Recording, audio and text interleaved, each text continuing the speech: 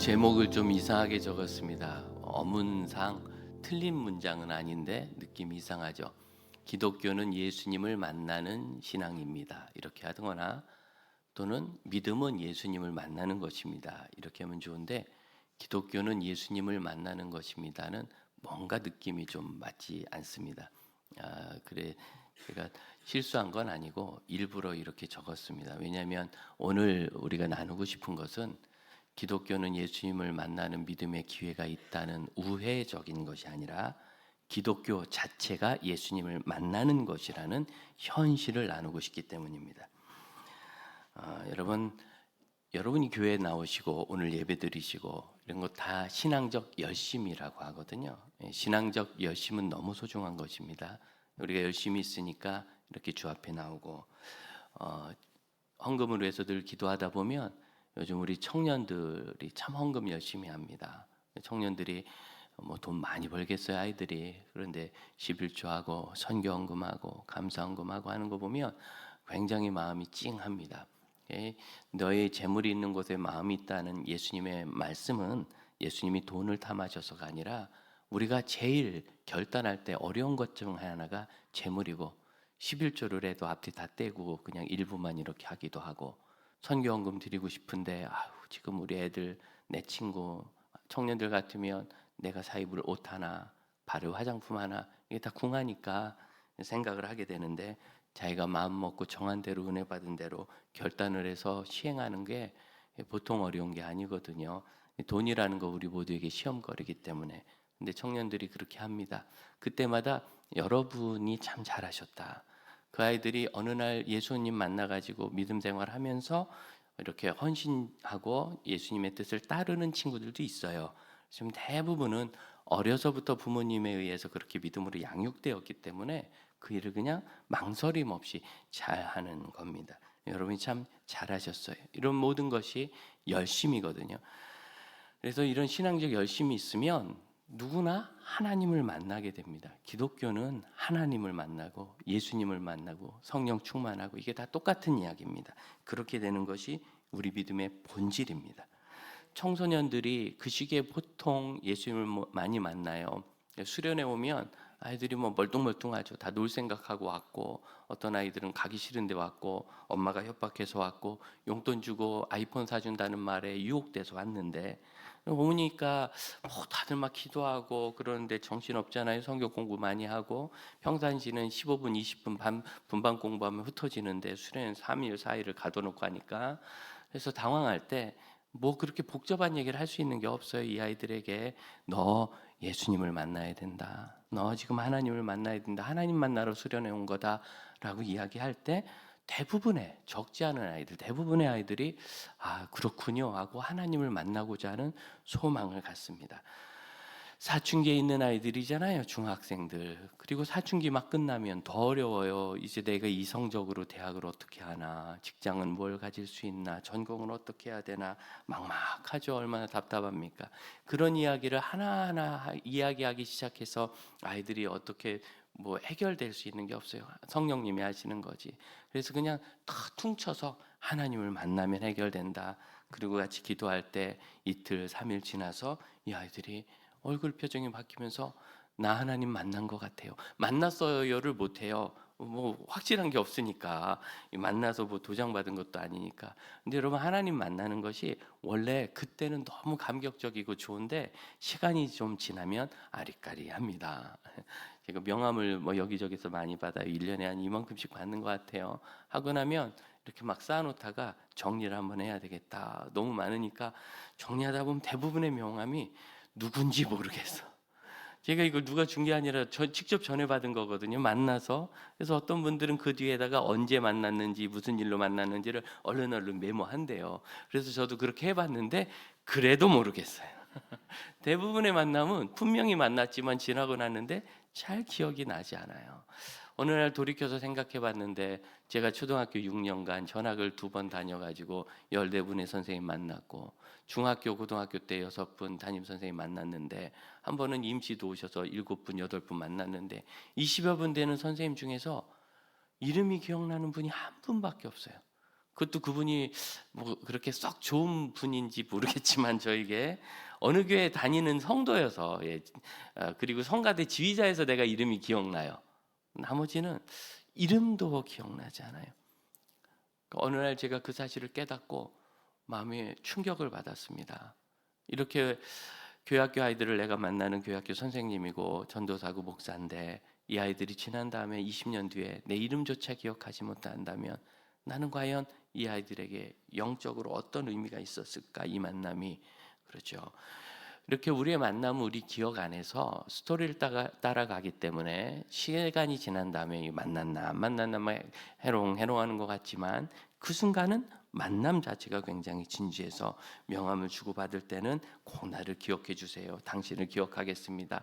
뭐 나중에라도 생각해 봅시다. 이런 마음인데 지나면 가물가물한 거죠. 그래서 하나님을 만나는 것은 항상 그 순간이고 그 순간의 만남이 우리에게 주시는 은혜입니다. 아이들이 하나님을 만난 것 같대. 만났다고도 확실히 못해요. 만난 것 같대. 그래 어떤데 물어보면 막 갑자기 기도가 나온대요. 기도가 나온 거는 지가 기도를 한 거지. 그런데 기도가 나온다고 얘기해. 왜? 옛날에 못했는데 하게 되거든요. 그리고 눈물도 나고 막 너무 마음이 막 짱하고 회개가 되고 또는 두근거리고 기대가 되고 그럼 다 이게 만남의 증세인 거죠. 왜 기도를 못하는가? 만나면 사실은 대화를 하게 되게 있어요. 등산 가려고 누구 만났어요. 그럼 만나면 뭐부터 해요? 등산부터 갑니까? 말없이? 얘기부터 하잖아요. 잘 왔어요. 뭐 타고 왔어요. 뭐 직장은 어떻게 하고 왔어요. 뭐 건강은 어떠세요? 그리고 등산하면서도 내내 대화하죠. 그게 만남이에요. 사실은 만남이라는 것은 대화입니다. 대화. 그러니까 우리 아이들이 하나님을 만났다 그러면 입이 열리고 기도가 하나님과의 대화가 되는 거죠. 중학교 1, 2, 3학년 애들이 1월 달에 수련회 갔으니 뭐 1학년은 아직 초등학생입니다. 졸업도 안 했어요. 교회에서 그냥 1년 지나서 먼저 보낸 거지. 그렇게 온 아이들입니다. 초등학교 6학년, 중학교 1학년, 2학년, 학년도 안 바뀐 아이들이 수련회 가서 3일 만에 은혜를 받아가지고 3일째 됐는데 밤에 밤새서 정말 기도를 했어요. 밤새서 기도할 때는 집회가 끝나는 게 보통 11시 막 넘어 끝나면 그때 이후로도 기도하다가 또 기도하다 배고프다고 가서 라면을 먹어요. 라면을 먹고 또 더부룩하다가 운동장을 막 돌아. 그런데 이 아이들 표정을 보면 뭐 완전히 꿈꾸는 아이들 같아요. 하나님을 만난 그 감격 때문에 내가 이렇게 기도한다는 것 때문에 좋아서 그날도 쉬지 않고 3시간 반을 기도하다가 라면 먹고 또 와서 기도하는 아이가 그 마지막 소감문을 쓰는데 이 목사님 딸이었거든요. 초등학교 6학년짜리. 자기는 태어나면서 지금까지 제일 기도 많이 한 게 3분도 안 된다. 2분 몇십 초쯤 될 거다. 병원에 입원해서 하도 아프고 무서워서 기도해봤다. 그런데 이렇게 내가 3시간 반을 기도하고 나 자신도 놀랐고 그 순간이 한순간처럼 지났다. 원래 좋은 사람 만나면 한순간처럼 지내요. 좋은 사람 만나면 시간이 짧아요. 저도 제가 우리 성도들하고 3박 4일을 온전히 같이 있어 본 분이 몇 분이나 있겠습니까? 거의 없는데 그 선교사들하고 3박 4일을 보냈으니 얼마나 시간을 많이 보냈어요. 그것도 아침에 눈 떠서 밥 먹으면서부터 저녁 잘 때까지 같이 있고 잠도 안 자고 나와도 또 얘기하고 그래요. 그렇게 오래 같이 있었는데도 지나고 오니까 시간이 너무 짧게 간 것 같아. 좋은 만남이 그렇습니다. 그러니까 하나님 앞에 기도를 해도 시간 가는 줄 모르고 기도하는 이유는 하나님을 만났기 때문이에요. 여러분, 하나님을 만나는 것이 기독교의 본질입니다. 이제 고난 주간이 다가오는데 예수께서 십자가 지신 그 고난을 기억하잖아요. 십자가는 뭐예요? 우리의 죄를 용서하셔서. 그래서 우리가 하나님 앞에 죄의 대가로 치러야 될 그 형벌을 예수님이 대신 당해 주셨어요. 대신 당해 주신 이 속죄의 제물이 되신 이 일을 구약 성경이든 신약 성경이든 이 일을 화목의 일이라고 얘기합니다. 이 화목이라는 헤브리 단어나 헬라어 단어는 둘 사이에 이렇게 화해를 잘해가지고 조정을 해서 다시 친하게 한다는 의미예요. 예수님이 우리의 대속 제물이 되신 것은 죄로 인하여 원수되었던 하나님과 우리 사이에 그 막힌 담을 허시고 하나님과 화평이 되게 하신 거예요. 그래서 만나는 것이 중요해요. 그러니까 십자가가 기독교의 핵심일지인데 예수의 죽으시고 부활하셔서 우리를 구원하신 것이 기독교의 핵심일지인데 기독교의 본질은 하나님과 화목하게 되어 하나님과 대화하고 교제하는 걸 말해요. 하나님과 우리가 친해지는 것이 이 기독교의 핵심입니다. 예레미야 29장 13절은 이렇게 말해요. 너희가 온 마음으로 나를 구하면 나를 만날 것이요 나를 찾을 것이요 나를 만날 것이라. 너희가 온 마음으로 나를 찾고 구하면 나를 찾을 것이요 나를 만날 것이라. 하나님은 만남을 보증해 주셨어요. 하나님을 만나는 것은 믿음이 특별하게 탁월한 몇 분이나 이번에 피택되신 그런 분들이나 선택되신 분들이 아니고, 예수 믿어 구원받도록 부름받은 모든 사람들은 하나님을 만날 수 있다는 보장을 가지고 있어요. 이 보장. 그런데 이 만남을 뭐라고 얘기하시느냐면, 그 바로 위에 있는 예레미야 29장 12절에서는 내게 부르짖으며 내게 와서 기도하면 내가 너희의 기도를 들을 것이요. 기도를 하나님을 찾고 구하고 만나는 것으로 얘기해요. 이게 사람의 만남과 아주 비슷하죠. 그러니까 하나님을 만나는 것을 사람의 언어와 관점 속에서 설명을 해주셨어요. 우리가 만나면 대화하는 거예요. 만나면 이야기하는 거고, 이번에 선교사님들이 워낙 많이 오시니까 주로 이제 일본 지역 선교사님들이 많이 오셨는데, 대화를 쭉 하면서 이제 제 마음에 있었던, 작년부터 하나님이 저에게 부르신 것은 일본 선교에 대한 부담이거든요. 제가 신학교 다닐 때 일본 그리스도인이 3%라 그랬는데 이제는 1%도 안 돼요. 왜 이런 문제가 생기는가? 일본에 이렇게 선교사들 열심히 가고, 일본에 가시는 선교사님들은 또 특히 유난히 지적인 수준도 좀 높으시고, 그리고 언어도 금방 배워요. 일본어하고 한국어는 배우기가 좀 쉬워서. 그 다음에 일본의 어려운 한자어는 일본 사람도 모르기 때문에 피차 몰라서 괜찮대요. 그래서 잘 사역을 하시는데 이상하게 일본 선교는 열매가 없이, 더구나 저희가 선교 제한 지역도 아니잖아요. 얼마든지 전도할 수 있는 지역인데도 열매 없이. 전 세계에서 한인 선교사님이 가신 곳 중에 저런 나라는 일본밖에 없어요. 이슬람 지역이나 공산주권이나 이런 데는 방해하고 억압을 하니까 그렇지. 힌두 지역은요, 인도는 20년 전까지만 해도 기독교인이 와서 선교하거나 말거나 신경도 안 썼어요. 그런데 지금은 박해가 심합니다. 왜냐하면 너무 예수 믿는 사람이 많아져서, 너무 많아지니까 특히 하층민으로 구별되든 그런 불가촉 천민들, 이런 사람들이 예수님 믿고, 그분들은 원래 이름도 없어요. 글자도 배우면 안 돼요. 동네에서 시키는 잡일이나 해야 되는 사람들이 이름 만들고 글자 배우고 관청에 등록해서 운전면허 따서 운전기사를 하거든요. 이건 중인들이 하는 겁니다. 평민들이. 천민들은 하면 안 되는 직업이었어요. 왜? 타는 사람이 귀족도 있고 성직자도 있는데 접촉하면 안 되잖아요. 접촉할 수 없는 천민인데 그런 일을 하니까 이 일에 기독교가 있다 그래가지고 박해가 엄청 심합니다. 무슨 소리냐? 박해만 하지 않고 막지만 않으면 기독교 신앙, 이 전도는요, 특히 한인 선교사님들의 선교는 감당 못하게 열매가 많습니다. 근데 이상하게 박해하는 것도 없고 금지도 안 됐는데 유일하게 선교가 안 되는 지역은 일본밖에 없어요. 그래서 이 일이 어찌 된 것인가? 제 마음에 부담이 많이 있었어요. 이번에 일본 선교사님들과 대화하면서 제가 좀 길을 발견하는 것 같습니다. 길을 발견하는 것 같습니다. 새로운 선교의 모델을 우리가 잘 만들어서 이것을 모델화해야 보편화할 수 있거든요.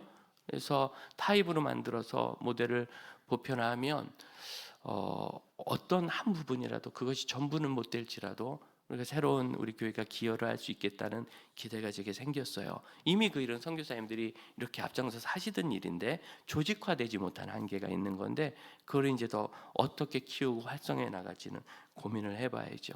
이런 모든 일은 어떻게 이루어졌는가? 대화를 통해서 이루어진 거예요. 몇몇 선교사님들은 인사밖에 못하고 대화도 못했습니다. 그분들은 지금 이름도 기억이 안 나요. 그렇죠. 거기 애들까지 50명, 60명인데 제가 그 시간을 그것도 내내 대화하고 다닌 것도 아니고, 주로 같이 교제하고 또 어디 좀 보러도 다니고 아침 저녁으로는 집회하고 회의하고, 그래 시간이 빡빡해요. 잠도 부족하고 기억이 안 나죠. 잠이 부족하니까 특히 사고가 멍해져가지고 아무것도 기억이 안 나요. 판단도 안 생기고. 하지만 만나서 대화한 분들과 그 내용은 잘 기억이 납니다. 어떻게 하나님이 역사하셨는지 간증하는, 쉬지 않고 쏟아내는 그 말, 선교사님들은요, 우리 만나면 쉬지 않고 얘기하세요. 왜냐하면 한국말로 말씀하시는 게 그리워서. 아무리 현지 20년, 30년 살아서 현지 언어를 익숙하게 구사해도 한국어 표현하는 것처럼 속 시원하게 안 되는 거거든요. 이게 될지 안 될지 모를 듯 알 듯하다는 표현을 그 나라 말로 어떻게 하겠어요? 그러니까 그냥 한국말 하고 싶어가지고 또 받은 은혜가 많은데 그 간증하고 싶어서 쭉 이야기하시는데 결국은 답은 뭐냐? 다 하나님이 하셨다는 거예요. 내가 계획한 거 아니고 내가 생각한 거 아니고 다 하나님이 하셨다. 우리 아이들이 하나님을 만나게 되면 그 만남의 결과가 어떻게 되느냐면 하나님이 하시겠구나 하는 거고, 그렇게 해서 하나님을 만나고 하나님과 함께 살면 그 결과는 뭐냐면 진짜 하나님이 하셨네요. 우리 인생은 하나님이 하시는 것. 지금 나에게 좋은 것, 원하는 것, 필요한 것 이런 거 잔뜩 있잖아요. 있는데 그게 내 계획대로 다 됩니까? 우리에게 있는 건 큰 목적지예요. 하나님의 나라와 하나님의 영광을 구하고.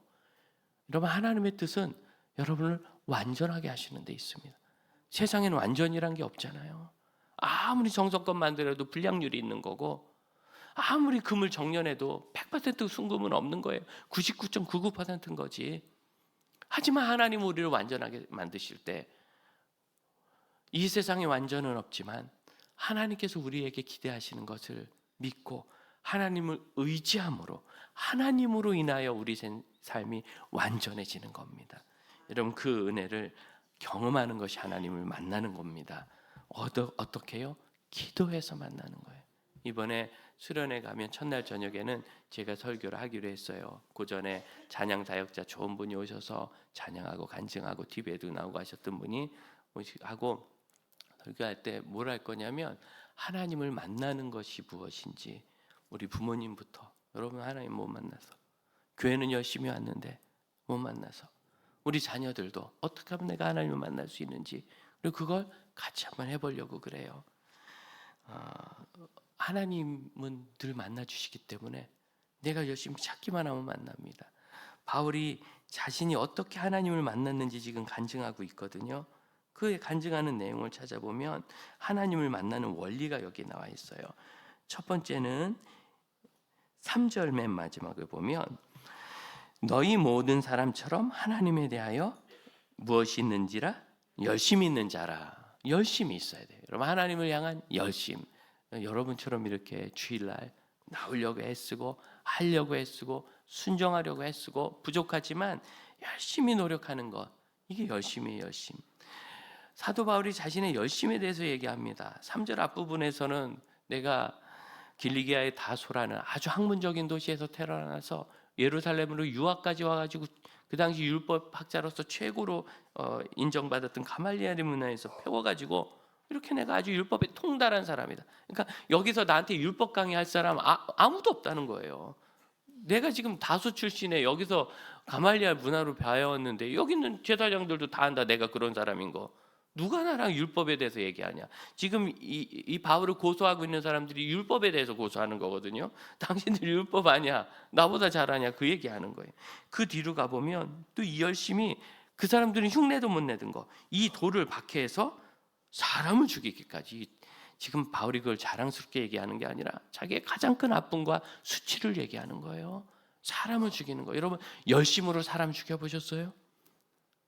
얼마나 열심히면 사람을 죽이기까지 열심히 했겠느냐. 남녀를 결박하여 옥에 넘기고 거기서 머물지 않고 여행을 하면 2주는 가야 되는 저 멀리 다메섹까지 가서 그 다메섹에서 거기서 사람을 잡아 예루살렘으로 와서 고문하려고. 열심히 그런 거 진짜 열심을 넘어서서 과도한 거죠. 내가 그렇게 열심히였다. 여러분, 이러한 열심이 방향이 틀렸으니 하나님을 등진 삶이 됐지만, 그러나 그런 열심이 있기 때문에 그가 하나님 만나는 기회를 얻은 거예요. 그때 하나님을 만날 때도 다메섹까지 가던 열심 중에 만난 거예요. 그는 그게 하나님을 섬기는 일이라고 믿었어요. 착각이었지만, 하나님에서 순전한 마음이 있었어요. 착각이었지만, 그러나 그가 열심히 섬겼더니 확 뒤집어졌죠. 예수님께서 하신 말씀 아시잖아요. 차든지 덥든지 해라. 차다는 것은 냉담이 아니라 반대쪽의 열심 아니겠습니까? 냉담한 사람은 관심이 없어요. 미지근해요. 차든지 덥든지. 이 열심이라는 단어가 덥다는 단어입니다. 물이 끓어오른다는 단어거든요. 물이 끓어오듯이 내 안에 끓어오르는 열정이 있으니까 참지 못하고 사람을 잡아가두고 죽이기까지 하고 먼 도시까지 여행을 가서 잡아오려고 하는 거예요. 그런데 그는 그때 차가운 사람이었어요. 이 열심이 자기는 끓어오르는 열심인 줄 알았더니 반대의 열정이었던 거죠. 극단적이지만 그런데 그랬기 때문에 그가 돌이켰습니다. 사랑하는 형제자매 여러분, 여러분이 가진 열심은 하나님을 만날 수 있는 길입니다. 열심히 예배하고 열심히 기도하고 열심히 봉사하는 모든 일을 통하여 우리는 하나님을 만날 기회를 항상 얻습니다.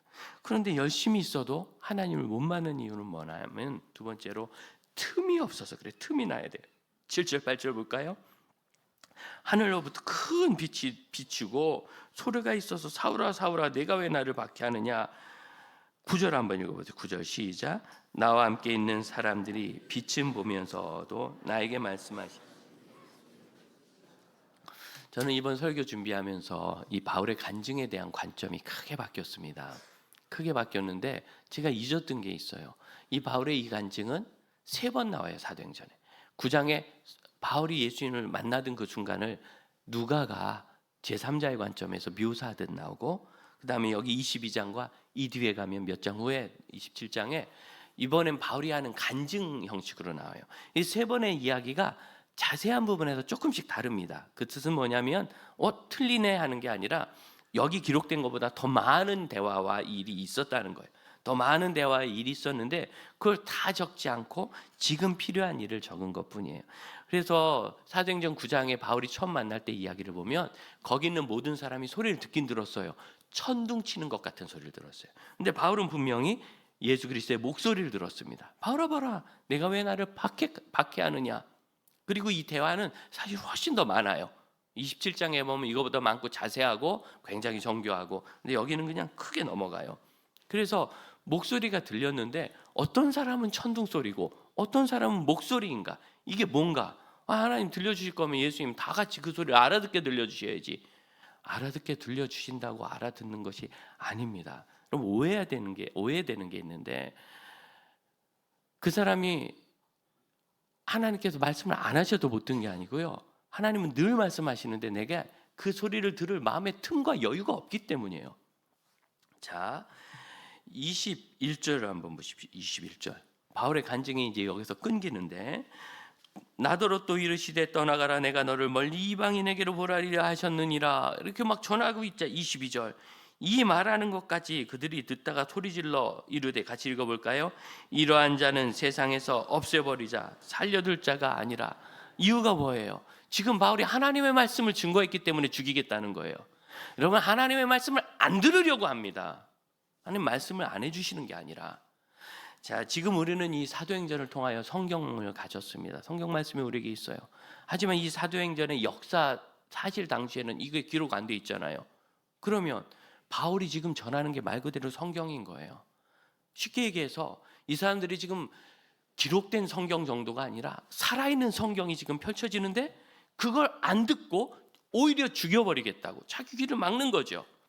하나님의 말씀을 못 듣는 이유, 하나님의 뜻을 발견하지 못하는 이유, 하나님을 만나지 못하는 이유는 내 마음에 여유가 없기 때문이에요. 우린 짜져 있는 계획과 내 생각과 스타일로 가득해요. 새벽 예배를 드리다 보면 이제 보통 저희가 55분에서 정각 사이에 예배 주기도문하고 마감하는데 조금 넘어가면 5분까지도 넘어가고 그래요. 그런데 꼭 55분 되면 일어나서 나가는 분이 계세요. 왜? 그 열차를 타야 지각을 안 하니까. 그건 나쁜 게 아닙니다. 좋은 겁니다. 가셔야죠. 그런데 꼭 그런 것이 인생의 기준이어서는 안 되는 거예요. 오늘 예배를 딱 앉을 때 여러분 마음에 있잖아요. 장지교회 10시 예배는 65분쯤 하더라. 70분 되면 난 일어나 간다. 왜? 나는 짜져 있는 계획이 있어요. 그럼 75분쯤에 하나님이 나에게 하실 말씀이 있으면 어떡하겠어요? 그런 건 관심 없어요. 난 내가 정한 시간이 중요한 거예요. 물론 저는 시간을 지킬 겁니다. 웬만하면. 그러나 이게 모든 면에서 그래요. 나는 금요 기도회는 안 나가. 나는 수련회는 너무 힘들어. 잘 모르는 사람하고 3일을 같이 지내다니. 나는 전도회 모임은 이상하더라. 이름은 전도회인데 전도는 안 하더라. 나는 그냥 내가 한수 집사로 섬기면 되지 꼭 한수 집사에 모이면 가야 되나? 우리는 내가 정한 기준이 명확해요. 하나님이 역사하실 틈이 없어요. 틈이. 가끔은 멍청한 사람이 돼야 돼요. 하나님 앞에 들으려면 가끔은 내 기준을 내려놓고 그래서 어떻게 하시나, 뭔가 더 있나 기대하고, 여러분 그게 열심인 겁니다. 내가 깨져나가는 것. 잘못된 차가운 열심은 뭐예요? 내가 깨져나가지 않고 내 기준으로 밀어붙이는 거예요. 바울 같은 위대한 율법학자가 이렇게 급속도로 변화된 이유는 그가 들을 준비를 했기 때문입니다. 홍정길 목사님께서 저희 단톡방에 글을 하나 남기셨습니다. 잘 안 하시는데 정말 중요할 때 남기십니다. 여러분, 법원의 판단을 받아들여야 합니다. 그리고 아직 역사는 많이 남아있으니 더 기다려야 합니다. 반대하거나 거스러서는 안 됩니다. 홍정일 목사님께는 요즘 막 아주 보수주의자고 막 골보수다 이런 칭호가 많아요. 지금 같이 있었던 30대는 홍정일 목사 자유주의자의 진보주의자고 막 복음도 없는 사람이란 비난이 많더니 요즘 거꾸로 됐어요. 그런데 그때나 지금이나 홍 목사님은 똑같으세요. 스탠스가 똑같아요. 항상 하나님의 나라를 구하고 옳은 건 옳고 그른 건 그른 거지 뭘 편향된 게 없어요. 그냥 자기들 보는 관점에 따라서 편한 대로 사람을 구분해야 되는 거죠. 이 말씀을 하실 때는 왠가 박근혜 대통령께서 탄핵되실 때는 탄핵되기 전에 시끄러워졌을 때, 태블릿 PC 문제가 터졌을 때 안 하시는 분인데 중앙일보인가 동아일보인가 어디에 칼럼을 하나 쓰셨어요. 대통령님, 저는 지역에서 목회하는 그냥 목사입니다. 지금 억울하실 줄 압니다. 답답하기도 할 겁니다. 그러나 그냥 하야하셔야 합니다. 지금 꼭 그냥 내려오십시오. 억울하셔도 답답해도 시간이 지나면 역사가 판결할 겁니다. 요새 나오는 얘기가 뭐예요? 정말 잘못 어리석게 하셨는데 근데 정말 끌어내려야 됐나? 이 얘기를 진보 쪽이고 보수 쪽이고 한마디씩 하세요. 감히 대놓고 얘기를 못하지 그런 얘기 흘러나와요. 역사가 판명할 겁니다. 안 내려왔잖아요. 그래서 탄핵되고 파면됐죠. 여러분 그냥 하야만 했어도 그때 정치인들이 여고야고 지금 물러나면 우리가 더 따지지 않겠다 그랬어요. 정치적으로 합의를 보겠다, 더 따지지 않겠다 그랬으면 지금 한국 역사가 대통령사가 많이 바뀌었을 겁니다. 그때만 해도 그래도 대통령인데 끌어내리기까지 하는 심리가 우리에게 있었거든요. 근데 이번에는 대통령 취임하기 전부터 탄핵을 하겠다고 막 끌어내리겠다고. 한 번의 경험이 나라를 이렇게 어렵게 만들었어요. 그때 그 말씀 들으셨으면 그냥 전임 대통령으로 명예롭게 끝나는데 지금 여러분 탄핵되고 나면요 대통령이 아니에요. 아예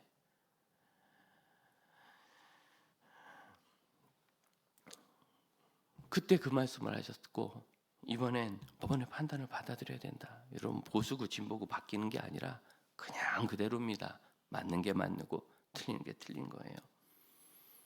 신문 기사가 났어요. 그렇게 사람들이 탄핵하라 반대한다 둘러싸던 대통령 관저 주변에 이제 아무도 없고 어제 기사예요. 대통령과 부인 둘만 남았다. 거기 모였던 사람들이 사실 법원이라는 것 이번에 우리가 판결에서 봤지만 보수 진보 성향에 따라 판결이 갈릴 거라 기대했는데 전혀 그런 일이 일어나지 않았죠. 뭐 그게 법대로인지 뭔지 그건 따지지 맙시다. 그대로 판결했어요. 그리고 그 판결문이 상당히 공감이 가요. 설득적이고. 그런데 그것과 상관없이 거기 모였던 사람이 다 뭐하러 왔어요? 소리 지르러 온 거예요. 무엇이 옳은지 찾아보러 오질 않았어요. 그리고 이제는 부부만 남았다. 저는 그 표현이 굉장히 마음이 짠했습니다. 이번에 설교하신 목사님 중에 한 분이 재미난 표현을 했어요. 우리가 하나님 앞에 가서 간절히 기도한다는 말이에요. 요구하기 이렇게 해달라고 이렇게 해달라고 이렇게 해달라고 그리고 속으로 생각해 하나님 이걸 꼭 해주십시오. 안 해주시면 안 들어주시면 나도 다 생각이 있습니다. 막 이렇게 하는 플랜 B가 다 있다는 거예요. 전 그 얘기 듣는데 막 웃었어요. 아니 하나님이 해주시는 게 정말 이것이 하나님 뜻이라면 그것 외에는 길이 없어야지. 하나님 뜻인데 그게 하나님 뜻인지 뭔지 막 요구해놓고 아니면 내 플랜 B 내 생각대로 하겠다. 안 해주면 나 생각이 있다. 나도 계획이 있다. 근데 우리 마음이 그렇지 않습니까? 이게 바로 다침이라는 거예요. 하나님 앞에 하나님이 나에게 말씀하시고 응답하시도록 삶의 틈이 있고 믿음의 틈이 있고 길이 열려 있어야 되는데 무슨 말씀을 하시든지 내 기준 아니면 끊어버리는 거예요. 끊어버리는 것. 이것이 우리가 하나님을 만나지 못하는 이유고, 하나님 말씀이 나에게 천둥소리처럼 시끄럽기만 한 이유예요.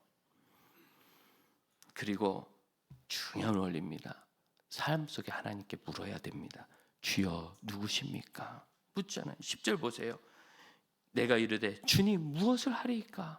갑자기 문제가 막 터져요. 주님 제가 무엇을 해야 됩니까? 주님 저에게 무엇을 원하십니까? 이 돈을 주님 어떻게 쓸까요? 이 시간을 어떻게 써야 됩니까? 주님 이 기회를 제가 어떻게 살릴까요? 주님 이 위기 속에서 제가 무엇을 할까요? 하고 거기서 주님께 묻고 들어야 해요. 우리는 하나님 뭔가 좋은 일을 이루시면 내가 잘 갈 것 같지만 그런 존재가 아니에요. 제가 처음 예수님 만나고 처음 예수님이 저에게 말씀하셨을 때, 그래 그 좋은 걸 내가 너에게 주면 너는 받기는 할래? 받을래? 물어보실 때 깜짝 놀랐어요. 그걸 내가 어떻게 받아? 말도 안 되지. 그런데 내가 달란 것도 아니고 먼저 주신대잖아. 굳이 주신다면 그럼 하나님 주신다는 걸 받아야 되는 거, 받으면 어떻게 하는 게 받는 거지?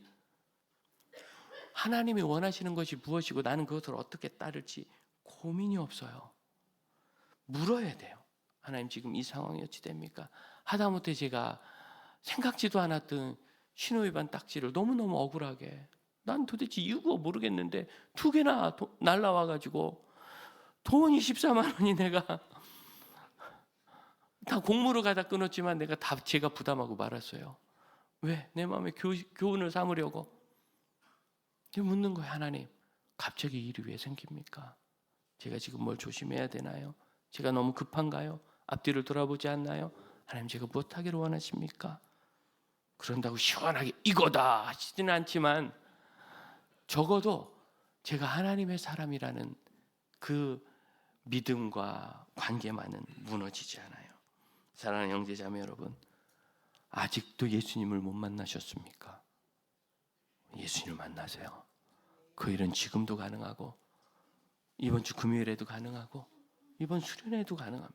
내가 예수님께 나와서 열심으로 하나님을 찾고 예수님의 음성을 들으려고 애쓰고 예수님이 무슨 말씀을 하실 때 내가 들을 삶의 틈을 내야지. 그러지 않고 내가 딱 놓고 이걸 하나님 하십시오. 그러니까 하나님을 만나는 이유가 주장하려고 만나는 거예요. 그 헌법재판소 앞에 모였던 사람들처럼 요구하려고 만났지. 근데 여러분 생각해봐요. 그 자리는 요구할 자리가 아니라 헌법재판소의 판결을 들어야 될 자리였던 거예요. 그렇지 않나요? 근데 요구하러 만났어요. 여러분 거기 요구하는 대로 재판관이 움직이면 안 됩니다. 그분들은 법대로 움직여야 되는 거지. 들어야 되는 거예요. 법적으로 어떻게 됩니까? 라고. 하다못해 세상 법도 이런데 하나님을 우리가 만나고 싶은 이유는 요구할 게 그득하기 때문이죠. 요구하세요. 괜찮아요. 우리가 자녀인데 하나님한테 그걸 얘기도 못해. 문제는 그 다음에 하나님도 우리에게 뭔가 말씀하셔야 되는데 그건 상관이 없어요. 그냥 내 것만 얘기하고 오면 끝이야. 만남이 아닌 거죠. 기도합시다. 여러분 마음에 지금 묵상하겠습니다. 내가 하나님을 향하여 더 가져야 될 열심이 있습니까? 여러분 충분하시지만 그러나 열심은 내가 성장하면서 좀씩 커져야 합니다. 우리 교회가 성장하면서 담임 목사에 대해서, 부교육자에 대해서, 장로님과 리더십들에 대해서 요청하는 게 커지듯이 커져야 합니다. 내가 더 열심을 낼 수 있는 것이 있습니까? 또한 나는 하나님의 말씀을 들을 마음의 틈과 여유가 있습니까? 너무 여유 없이 움직여요. 계획이 너무 빤해요. 그리고 하나님께 묻고 있습니까? 하나님 어떻게 하면 될까요? 우리 묻는 게 이런 거예요. 주로 이게 왜 나에게 일어났어요? 이런 일이 나에게 생기면 안 되잖아요. 이게 왜 생겼어요? 나한테 설명하라고 들어요. 그게 아니라 주님 이것이 무엇인지 제가 깨닫기 원합니다. 제가 어떻게 할까요? 배우기 위해 들어야 돼요. 함께 기도하겠습니다. 기도합니다. 주님, 주님을 만나며 하나님의 아들 딸로 살고 하나님의 음성을 듣고 주를 따라 성숙해 가기를 원합니다. 우리 주님께서 저희를 불러일으키고 우리 하나님의 아름다운 나라와 완전함을 보이시고 저희를 이끄실 때 오직 예수 그리스도 의지하며 예수 그리스도께 신뢰하고 예수 그리스도를 찾고 믿으며 주의 길을 따라갈 수 있게 하여 주옵소서. 항상 하나님이 하시는 선한 일을 바라보게 하옵소서. 주께서 저에게 하시는 일을 믿음으로 기대하며 서게 하여 주시고 순종함으로 하나님의 나라의 영광을 이루는 믿음의 사람들이 되게 하옵소서. 저희가 어리석으나 우리 성령님 말씀하시는 것이 귀가 열려 학자같이 알아듣게 하옵소서. 모사처럼 지혜롭게 구하고 하나님의 응답을 듣게 하옵소서. 우리 자리에서 일어나 함께 찬양합시다. 주님, 우리의 마음에 삶의 피난처이십니다.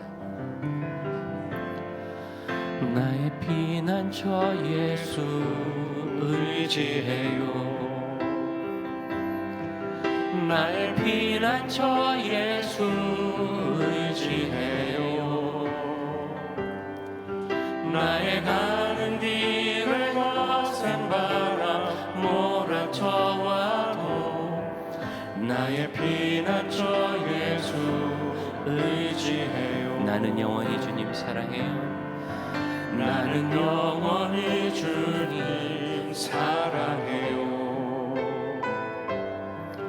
나는 영원히 주님 사랑해요. 세상 어떤 것도 나의 사랑 끊을 수 없네. 나는 영원히 주님 사랑해요. 아버지 나를 사랑하시니 나의 모든 것 주께 드려요. 아버지 내가 여기 있으니 주님 영광 위하여 서 아버지 나를 사랑하시니 아버지 나를 사랑하시니 나의 모든 것 주께 드려요. 아버지 내가 여기 있으니 주님 나라 위하여 써주세요. 기도합니다. 주님, 저희가 어찌하면 되겠습니까? 주님, 제가 어떻게 행동하고 어떻게 말하면 되겠습니까? 주님, 제가 무엇을 기다릴까요? 주님께 나와 물으며 듣기 원하며 그 삶의 틈을 내어 주님께 드리는 믿음의 사람들이 여기 있사오니 주님 응답하시옵고 써주시며 그들의 삶과 가정과 인생을 완전하게 하옵소서. 지금은 우리 주 예수 그리스도의 은혜와 하나님의 크신 사랑과 성령의 역사하심이 주님께 쓰임받는 주의 자녀들, 그들의 가정, 우리 교회와 우리가 섬기는 이 나라와 백성들, 국민들, 또한 전 세계 모든 선교지회 이제로부터 영원토록 함께 하실지어다. 아멘.